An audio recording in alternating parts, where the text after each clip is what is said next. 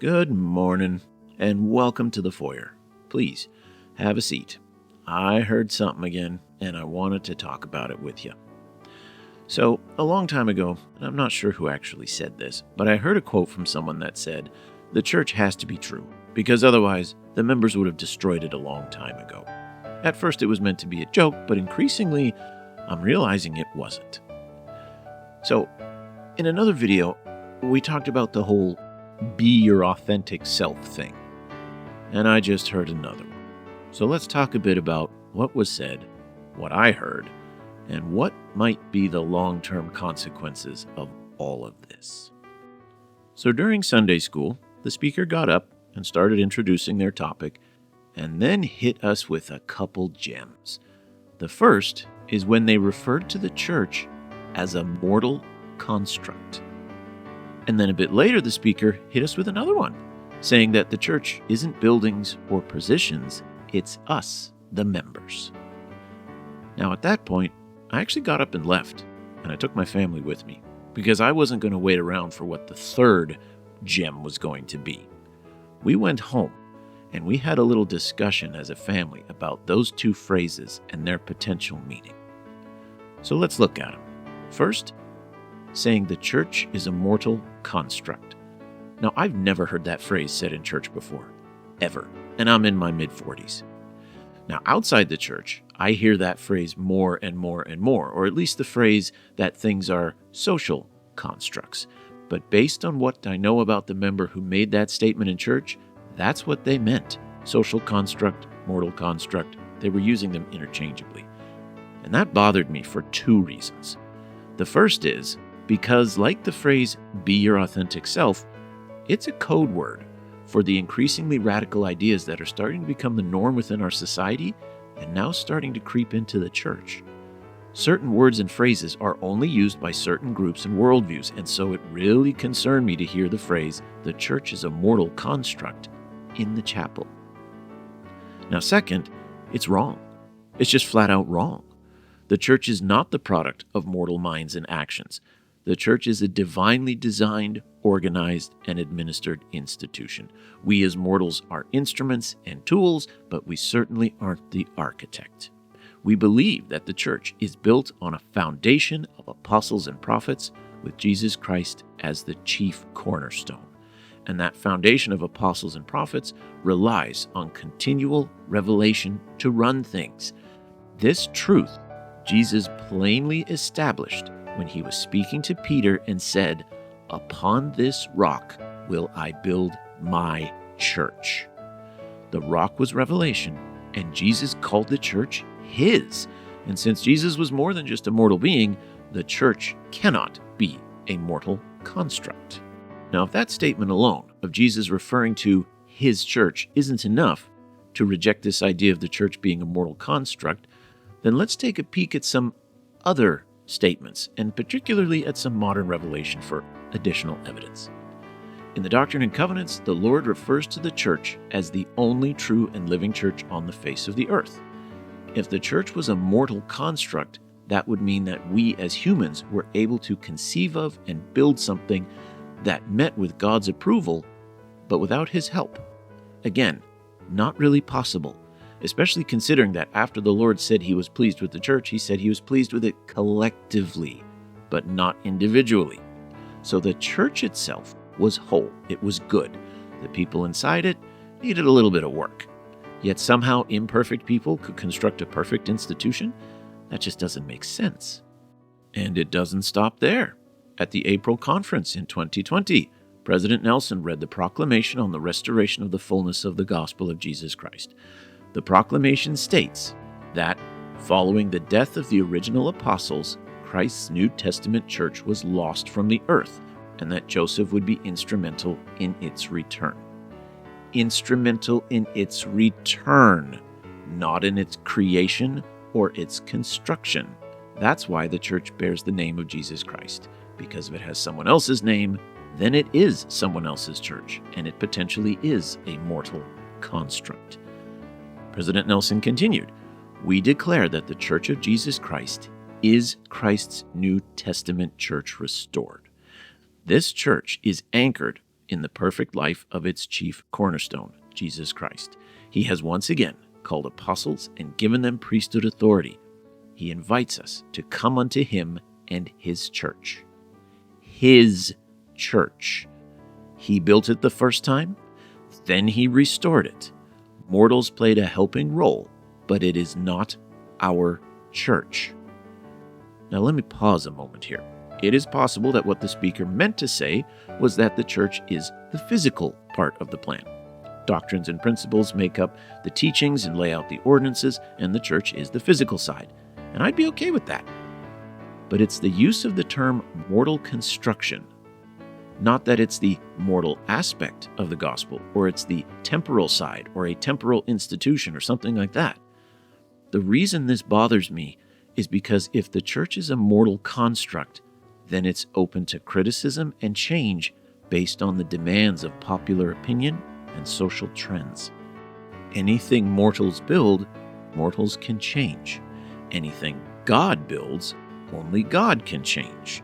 If I don't like something in Christ's church, that's my problem, and I have to change or adjust to the standards that he has set. If the church is a mortal construct, then I don't have to change at all. I can instead demand that the church change to adapt to me. Now, some of you may think I'm reading too much into this, or maybe I'm being a bit paranoid.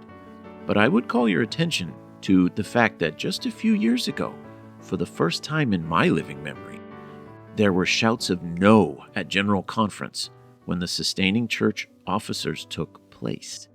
It was a shock because it was completely out of the ordinary, and it was more of a shock because it meant that people went to conference specifically to challenge church leadership.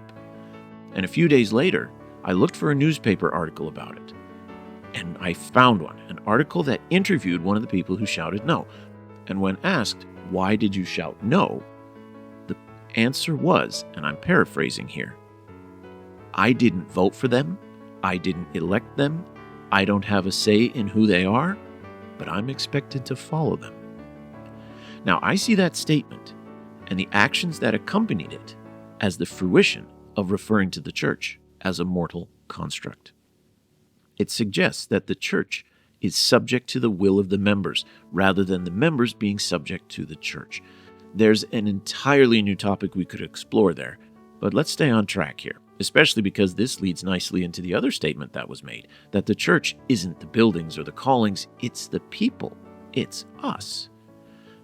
Again, that's just wrong from the outset. The church is not the sum of its members. As the proclamation said, the church was taken away at the death of the apostles, even though there were still members of the church on the earth, and many of them were entirely faithful. The church can exist without members, but members cannot exist without the church. We are not the church. We are members of the church. That phrase itself, member of the church, makes a clear distinction between the individual and the institution. To say that the church is just the members is the same as saying the United States is just the population, and that if the Constitution, the government, the infrastructure, legal codes, culture, if all of that were to collapse, you could still definitely claim that the United States continues to exist. With that kind of logic, there was no apostasy because there were still faithful Christians from the death of the apostles clear up to the first vision. The church requires revelation. Revelation requires covenants. Covenants require priesthood. Priesthood requires worthiness. And worthiness requires commandments and judges in Israel to ensure that the members are living those commandments. In order to be worthy, in order to make and keep covenants, to receive revelation, all of this together is the institution of the church. Even in the earliest days of the Restoration, there were faithful members meeting, singing, and praying, but it wasn't until 1830 that the church was restored. That is, the authority, the organization, and the administrative hierarchy, the church leadership, the spiritual leadership, all of that was finally established. Before that moment, all we had was a study group. So that's what's wrong with the statement, we are the church, or the church is the sum of its members, at least in terms of doctrine. But like the mortal construct statement, there's more to be concerned about, and it's in the same vein. If we are the church, then we make the decisions. We decide when it's time to make a change. We decide what the laws and policies are. We decide who the leadership is or should be. It's the same sentiment encapsulated in the opening words of the U.S. Constitution, "We the people." And just like that document, the implication is that authority rests on consent of the governed. Well, that's great for things that actually are mortal constructs, but we're talking about the realm of faith and the belief in the divine. And we can see lots of examples of what happens in the scriptures when mortals try and tell God how to run things. We can start with Abraham negotiating the destruction of Sodom and Gomorrah, and we can continue on through to Joseph Smith and the lost 116 pages. And that's just the most generous analogy I can give. I could go another direction and see the statement, "the members are the church," or "we are the church," as an example of this neo-Marxism that's starting to grow very, very popular today. Either way, it's still wrong. When we raise our hands to support church leaders, we're not voting. The decision has been made, and we are declaring that we will support that decision in faith. Once we start to see the church as a mortal construct and the church members as the church, I can start to see why those people at conference shout no. And I can also see members who are not going to remain members for much longer. Now, one last thought here, and it requires a bit of a long runway, so bear with me. Let's go back to 1995, when the Proclamation on the Family was published. At the time, it was a massive nothing burger. The majority of statements in that document were commonly accepted both in and out of the church. Even non-religious people would have supported many of the statements in the proclamation. Fast forward just 20 years later, and society now considers that proclamation hate speech. Even members of the church are starting to reject it. Don't believe me? There are people in my own ward who have said in church meetings that it, quote, doesn't work for us. Now, I firmly believe that the proclamation was issued at a time when it was completely non-controversial, in the same way that Noah started building the ark before it started raining. If the church had published that proclamation in 2015 or 2020, it would have been dismissed as the knee-jerk reaction of an out-of-date religion in the midst of social progress. Instead, we can now say we supported those principles before they were in question. So what does this have to do with anything I've been talking about here? Well, the Proclamation on the Family was published in 1995, in a time when it wasn't ruffling any feathers or rocking any boats.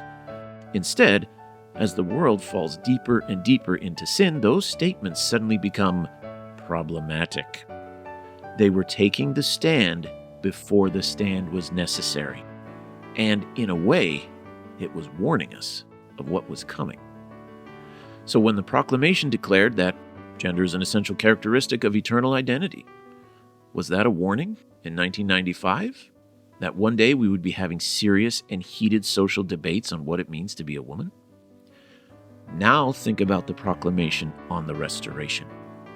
When I first heard it in 2020, I had the same reaction as when I first heard the proclamation. Yeah, and so what?